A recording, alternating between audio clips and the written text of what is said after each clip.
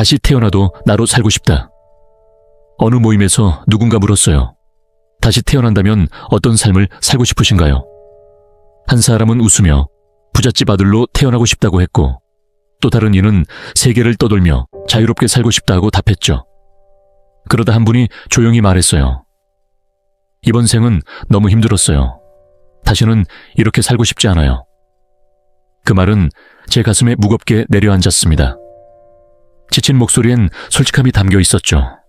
그 순간 저는 제게 물었어요. 나는 다시 태어나도 지금의 나로 살고 싶을까? 솔직히 바로 답할 수 없었어요.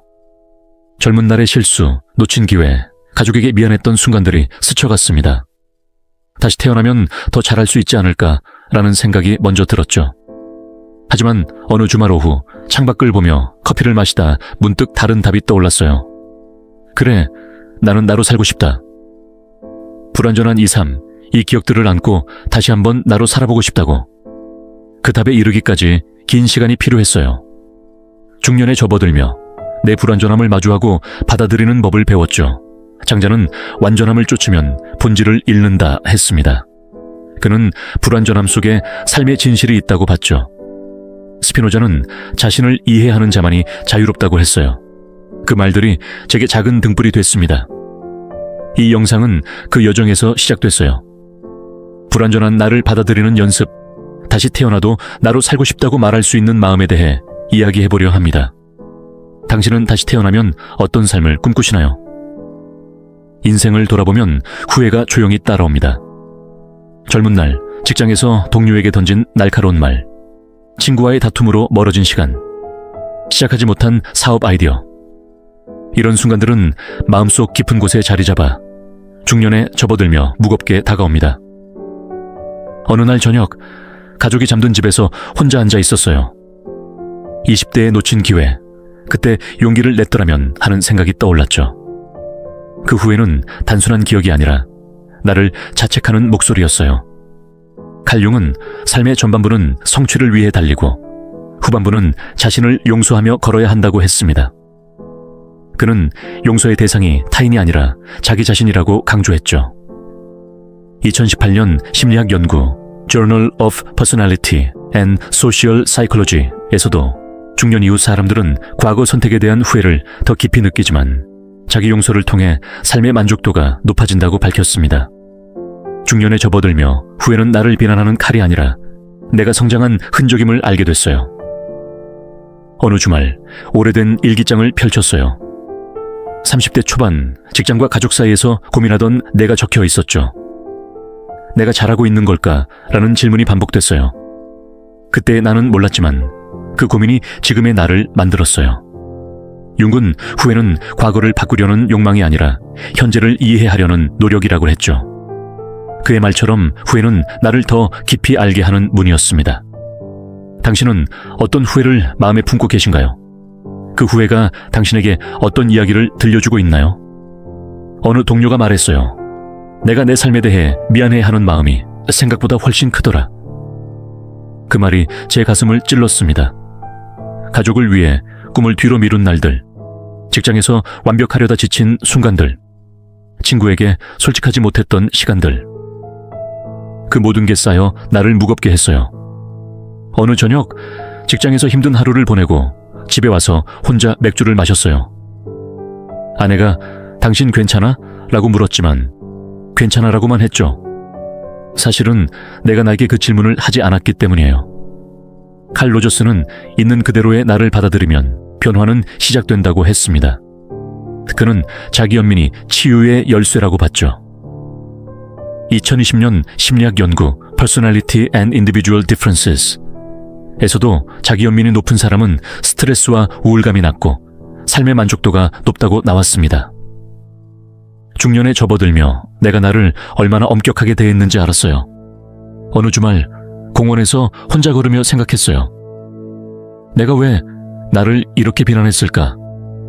그때 처음으로 내게 말했어요. 그땐 그게 내 최선이었어. 그 말은 나를 안아주는 품 같았어요. 직장에서 실수했을 때, 가족에게 무심했던 날들, 그 모든 순간에서 나는 최선을 다했어요. 아리스토텔레스는 자신을 사랑하는 자는 타인을 더 잘 사랑한다고 했습니다.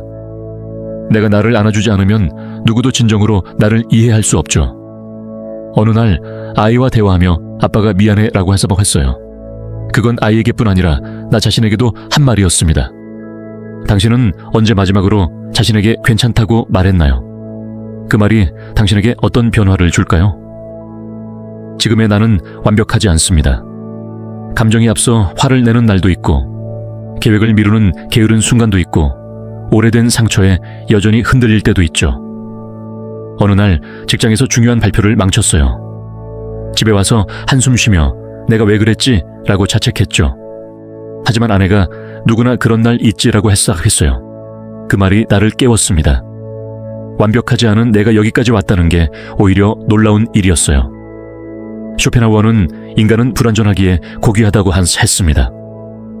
그는 완전한 존재는 정체되지만 불완전한 우리는 성장한다고 봤죠. 2019년 심리학 연구 Journal of Positive Psychology 에서도 불완전함을 받아들이는 사람들이 자기 수용과 삶의 만족도가 높다고 나왔습니다. 중년에 접어들며 내 불완전함이 삶의 흔적임을 알았어요. 어느 주말 아이와 자전거 타다 넘어진 날, 아빠도 넘어질 때 잊지라며 웃었어요. 그 순간 불완전함이 부끄러움이 아니라 연결의 달이었어요. 플라톤은 우리는 모두 불완전한 그림자지만 그 안에서 빛을 찾는다고 했죠. 내 실수, 상처, 약점은 그림자지만 그 그림자 속에서 나는 빛을 찾아왔어요. 어느 날 친구와 맥주를 마시며 내가 좀 더 잘했어야 했는데 라고 했더니 그가 너 그대로가 좋은데 라고 했어요. 그 말이 내 불완전함을 안아줬죠. 당신은 어떤 불완전함을 자책하고 있나요? 그게 당신을 더 고귀하게 만들지 않았을까요? 요즘 나는 거울 앞에서 이렇게 말합니다. 너니까 여기까지 왔어. 실수했지만 그게 너야. 이런 문장들이 나를 조금씩 치유해줍니다. 중년에 접어들며 나를 사랑하는 법을 배웠어요. 어느 날 저녁 직장에서 힘든 하루를 보내고 집에 와서 혼자 앉아 있었어요. 젊은 시절의 후회, 가족에게 미안했던 순간들이 떠올랐지만 새로운 생각이 들었어요. 그 모든 걸 지나 지금의 내가 있잖아. 그리고 어느 날 마음속에 문장이 떨어졌어요. 다시 태어나도 나는 나로 살고 싶다. 더 성공하지 않아도, 더 많은 걸 이루지 않아도 이 기억과 상처를 아는 나로 다시 살아보고 싶다고. 그건 나를 온전히 받아들였다는 증거였어요. 프랑크는 삶의 의미는 고통 속에서도 자신을 사랑하는 데 있다고 했죠. 그는 불완전한 삶에서도 의미를 찾는 게 진짜 자유라고 봤어요. 어느 주말 아내와 산책하며 말했어요. 나 다시 태어나도 나로 살고 싶어. 아내가 나도 라며 웃었죠. 그 순간 불완전한 우리가 서로를 사랑하고 있음을 알았어요. 2021년 심리학 연구 Personality and Social Psychology Bulletin에 따르면 자기 수용은 관계 만족도를 높이고 스트레스를 줄인다고 합니다. 나를 사랑하니 가족과 친구에게도 더 따뜻해졌어요. 에피쿠로스는 자신을 아끼는 자는 삶의 기쁨을 안다고 했죠. 당신은 언제 마지막으로 나로 살아서 괜찮다고 느꼈나요? 그 마음이 당신을 어디로 데려갈까요? 다시 태어난다면 당신은 누구로 살고 싶으신가요? 혹시 나는 부족하다고 속삭이고 있다면 오늘만큼은 다른 말을 마음에 새겨보세요. 나는 지금의 나로도 괜찮다. 다시 태어나도 나는 나로 살고 싶다. 중년에 접어들며 불완전한 나를 받아들이는 연습이 삶을 바꿨어요.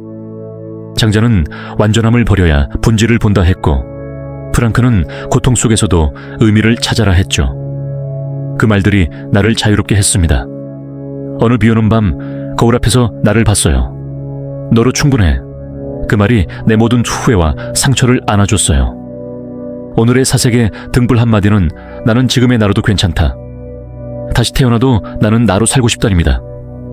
당신이 살아온 모든 날들이 틀리지 않았다는 걸 기억해 주세요. 지금 당신의 불완전함을 끌어안고 괜찮다고 말해보세요. 그 말이 당신을 더 단단하게 만들 거예요. 사색의 등불이 함께하겠습니다. 좋아요와 구독, 댓글로 당신의 다시 태어나도 하고 싶은 삶 이야기를 나눠주세요.